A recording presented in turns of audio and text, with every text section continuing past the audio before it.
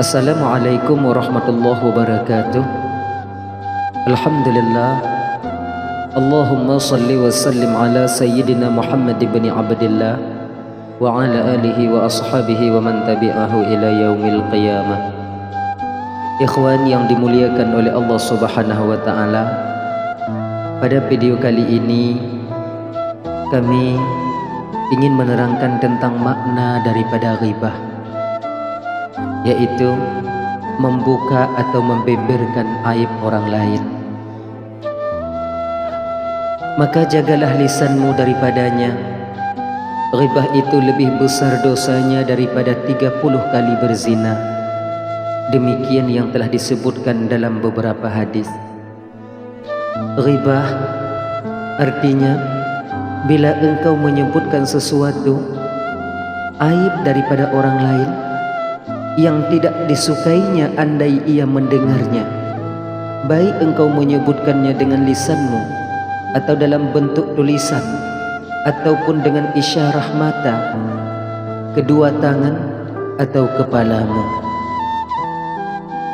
Ghibah adalah membuka atau membeberkan aib orang lain tentang kekurangan yang ada pada dirinya, seperti cacat tubuhnya, nasab, perbuatannya, perkataannya, agama, harta miliknya seperti pakaiannya, rumah atau hewan peliharaannya. Sesungguhnya yang demikian itu adalah perilaku ghibah yang zalim adanya. Meskipun apa yang dikatakan itu benar, sebagaimana Nabi SAW bersabda, jika padanya terdapat kekurangan seperti apa yang engkau katakan itu, maka engkau telah menggunjingnya. Dan jika tidak terdapat padanya, maka engkau telah memfitnahnya. Maka jagalah lisanmu daripada menghibah orang yang bersifat riya, karena yang demikian itu ghibah yang terburuk. Diriwayatkan oleh Imam Muslim, Abu Dawud, Imam Tirmizi dan Nasa'i. Ketika engkau ditanya misalnya, bagaimana keadaan si fulan? Dan engkau menjawab, semoga Allah memperbaikinya. Aku merasa sedih atas apa yang dilakukannya. Maka kita mohon kepada Allah agar memperbaiki kami dan dia. Maka ucapanmu tersebut adalah gabungan antara dua perbuatan yang buruk. Yang pertama adalah ghibah, bila mana dengan perkataanmu ini bisa memahami orang lain yang dimaksud. Adapun bila tidak bisa memahami, dipahami orang lain yang dimaksud, bolehlah mengatakan itu. Adapun Rasulullah SAW apabila tidak menyukai pada seseorang, beliau berkata, mengapa orang-orang melakukan begini dan begini, dan beliau tidak pernah menunjukkan orangnya. Yang kedua, memuji diri dengan mencela orang lain serta menganggap dirinya lebih baik, maka yang demikian itu adalah pengagungan terhadap diri sendiri dan merendahkan orang lain. Engkau memuji dirimu baik dalam mencela orang lain, sehingga engkau gabungkan dua perbuatan buruk, yaitu ghibah dan memuji dirimu sendiri. Bahkan boleh jadi dari jawabanmu tadi itu mengandung riya dan menganggap dirimu lebih baik. Engkau berbuat riya dan karena kebodohanmu mengira bahwa engkau termasuk orang yang saleh yang tidak mau melakukan ghibah. Maka siapa yang beribadah dalam kebodohan, ia pun akan dipermainkan oleh setan. Dengan demikian, ia menyebut kejelekan seseorang dan menyebut Allah Subhanahu wa taala serta menggunakan namanya sebagai alat dalam mewujudkan kejahatannya. Akan tetapi, jika maksud daripada jawabanmu tadi semoga Allah memperbaikinya adalah doa, maka doakanlah ia dengan diam-diam setelah engkau melakukan salat. Dan jika engkau merasa sedih dengan sebabnya dan menampakkan aibnya, sedangkan penampakan kesedihan atas aibnya itu sendiri berarti sama dengan menjelekkannya. Cukuplah firman Allah Ta'ala ini menjadi peringatan bagimu atas perbuatan ghibah. Allah berfirman, dan janganlah sebahagian daripada kamu mengunjing sebahagian yang lain. Apakah seseorang dari kamu ingin makan daging saudaranya yang sudah mati sehingga kamu tidak menyukainya? Allah Ta'ala telah mengumpamakanmu dengan pemakan daging orang yang sudah mati. Dalam perumpamaan ini terdapat petunjuk bahwa kehormatan manusia adalah seperti darah dan dagingnya, karena manusia merasa sakit hatinya bila kehormatannya disakiti, sebagaimana tubuhnya merasa sakit bila dagingnya dipotong.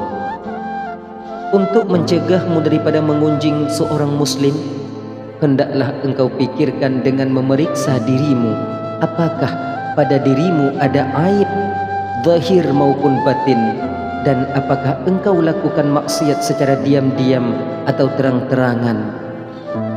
Apabila engkau telah mengetahui hal itu dari dirimu, maka ketahuilah bahwa ketidakmampuan orang yang engkau gunjingkan untuk membersihkan dirinya sama dengan ketidakmampuanmu, dan uzurmu sama dengan uzurnya.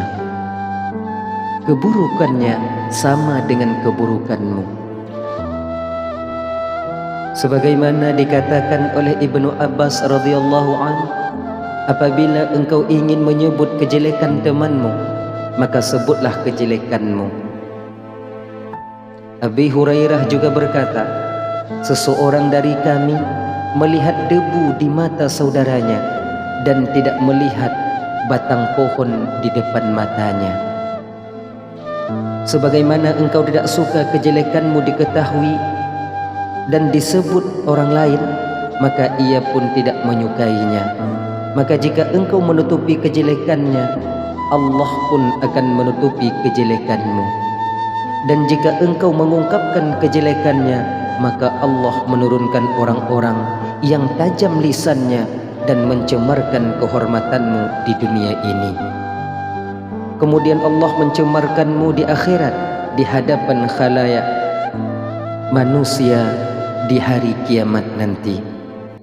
Jika engkau memandang kepada lahir dan batinmu, namun engkau tidak menemukan kekurangan dalam urusan agama dan duniamu, maka ketahuilah bahwa ketidaktahuanmu akan aib-aib dirimu adalah kedunguan, kebodohan yang terburuk, dan tiada aib yang lebih besar daripada kebodohanmu itu sendiri.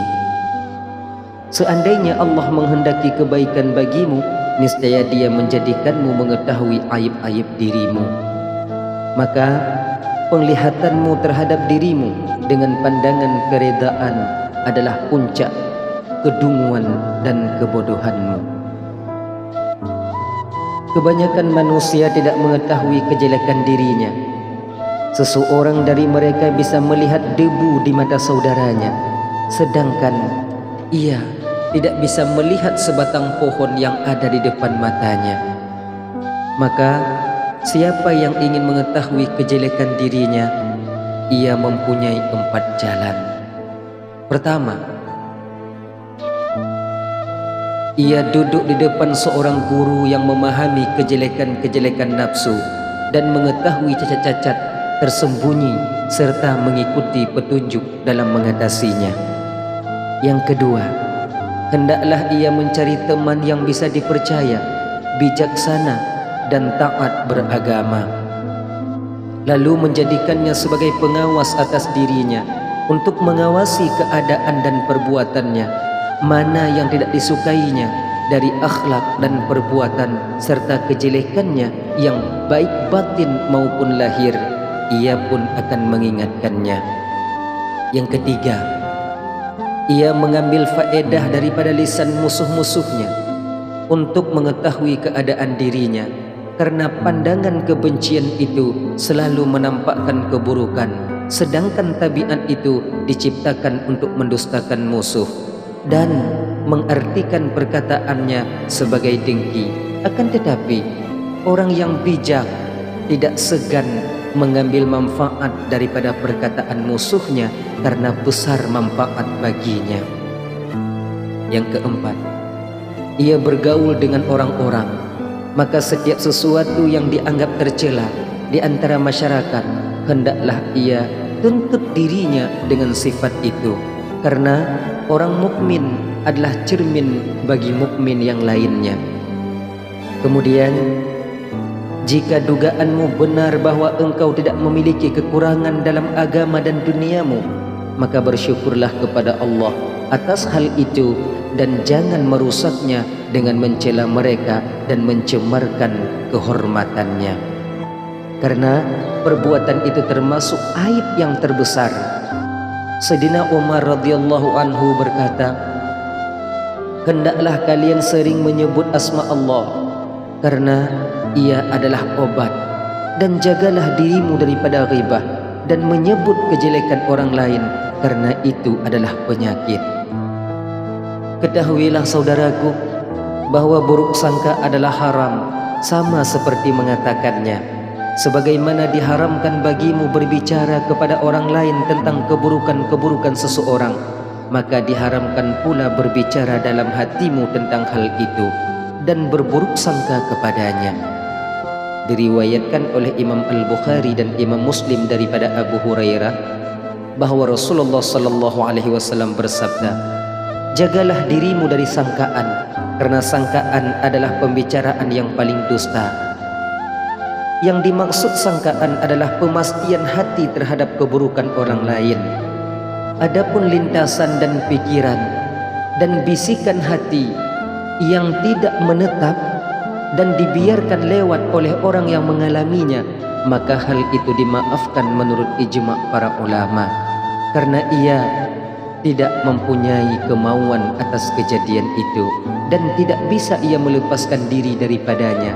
Itulah yang dimaksud dengan sabda Rasulullah sallallahu alaihi wasallam, innallaha ta'ala tajawwaza li ummati ma haddathat bihi anfusuha ma lam tatakallam bih au ta'mal. Sesungguhnya Allah memaafkan bagi umatku apa yang dibisikkannya dalam hatinya selama belum dibicarakannya atau dikerjakannya. Para ulama berkata, yang dimaksud itu adalah lintasan pikiran yang tidak menetap, sama halnya seperti lintasan pikiran yang merupakan ghibah atau kufur atau lainnya. Maka siapa yang mengalami lintasan kufur tanpa disengaja untuk melakukannya, kemudian disingkirkannya seketika itu, maka ia bukanlah kafir dan tidak berdosa. Sebab pemaafannya adalah karena tidak mungkin ia dapat menghindarinya. Yang mungkin hanyalah mencegahnya untuk terus berlangsung. Oleh karena itu, kelangsungannya dan ketetapan hati atas hal itu adalah haram hukumnya. Apapun lintasan pikiran yang menimpa dirimu seperti ghibah dan maksiat lainnya, wajiblah engkau mengusirnya dengan berpaling daripadanya dengan menyebut takwil-takwil yang menjauhkannya dari lahirnya. Demikian disebutkan oleh Imam An-Nawawi di dalam kitab Al-Azkar. Ikhwan yang dimuliakan oleh Allah Subhanahu wa taala, mudah-mudahan ini bermanfaat. Wallahu a'lamu bis-shawab wa ilaihi marji'u wal ma'ab. Assalamualaikum warahmatullahi wabarakatuh.